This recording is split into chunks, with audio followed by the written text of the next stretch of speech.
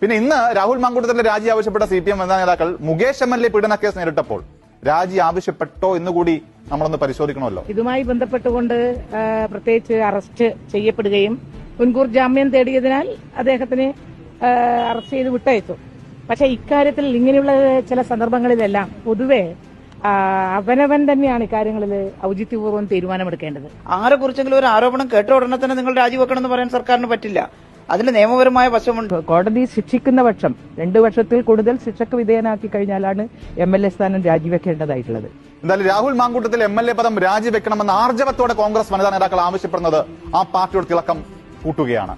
ഒരു MLA നഷ്ടപ്പെട്ടാലും ഇനി ആ സീറ്റ് പോയാലും കുഴപ്പമില്ല, ഇരകൾക്ക് നീതി വേണമെന്ന തിരിച്ചറിവ് ഇത്തവണയെങ്കിലും കോൺഗ്രസിലെ വനിതാ നേതാക്കൾ കൈക്കൊണ്ടത് പുതിയ തുടക്കമാണ്, തിരുത്തൽ രാഷ്ട്രീയമാണ്. ആ പ്രസ്താവനകൾ കയ്യടി അർഹിക്കുന്നുണ്ട്. ഉസ്ബെക്കിസ്ഥാനിലെയും നിക്കരാഗ്വയിലെയും പോളണ്ടിലെയും ഇനി വടക്കേ ഇന്ത്യൻ സംസ്ഥാനങ്ങളിലെയും സ്ത്രീകൾക്ക് വേണ്ടി ഘോരഘോരം പറയുകയും എന്നാൽ കേരളത്തിൽ സ്വന്തം പാർട്ടിയിലെ MLA-മാർ ലൈംഗികാരോപണവും ലൈംഗിക കേസും നേരിട്ടപ്പോൾ ആ സഖാക്കളെ പൊതിഞ്ഞു പിടിച്ചവരാണ് ഇന്ന് വന്ന് വലിയ ധാർമ്മികത പ്രസംഗിച്ചത്. നീതിന്യായ കോടതിയും പാർട്ടി കോടതിയും പരിശോധിച്ച എത്ര ലൈംഗികാരോപണ കേസുകളിൽ സഖാക്കളായ MLA-മാരുടെ രാജി ഈ ടീച്ചർമാർ ചോദിച്ചു വാങ്ങിയിട്ടുണ്ട്.